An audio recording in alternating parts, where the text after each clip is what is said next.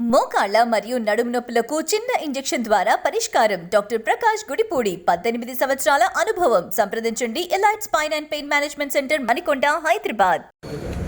అవకాశం కోరని సభ్యులకు కూడా అవకాశం ఇచ్చి వారి చేత మమ్మల్ని తిట్టించడం జరిగింది. ఇది చాలా దుర్మార్గమైన సాంప్రదాయం. శాసనసభ వ్యవహారాలకు సంబంధించిన విషయం ఇది.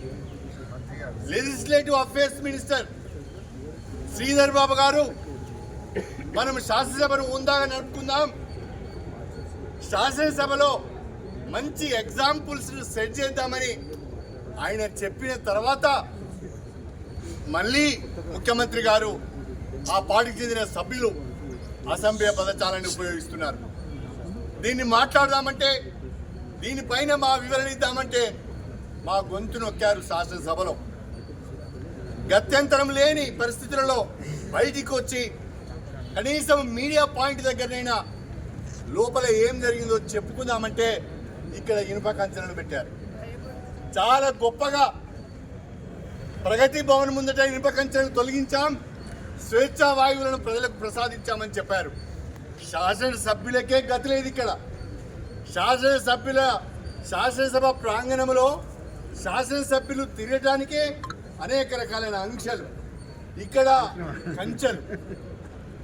ఇంకా చెప్పుకోవడానికి సిగ్గు లేకుండా మేము బ్రహ్మాండంగా స్వేచ్ఛా వాయువులను ప్రసాదించామని చెప్తున్నారు. దీన్ని మేము తీవ్రంగా ఖండిస్తున్నాం. తెలంగాణ ప్రజలు కూడా గమనించవలసిందే నేను కోరుతున్నాను. గౌరవ ముఖ్యమంత్రి గారు కానీ సభ్యులు కానీ సభా సాంప్రదాయాలను పాటించడం లేదు. ముఖ్యమంత్రి గారు మేము చెప్పలేని భాషలో సభలో రికార్డ్స్లోకి పోయే విధంగా ప్రతిపక్ష నాయకుల గురించి మాట్లాడుతున్నాడు. దయచేసి దీన్ని గమనించవలసిందిగా ప్రజలకు విజ్ఞప్తి చేస్తున్నాం. దీన్ని మేము ఎప్పటికైనా ఈ రకమైన ప్రవర్తన ప్రభుత్వం నుంచి ఉంటే, ఇదే రకమైన భాషను ముఖ్యమంత్రి గారు కొనసాగించాలని అనుకుంటే సమంజసం కాదు. అంతే తీవ్ర స్థాయిలో మీరు మా వైపు నుంచి కూడా దాడిని ఎదుర్కోవాల్సి వస్తుంది అని చెప్పి నేను ఈ సందర్భంగా తెలియజేసుకుంటున్నాను.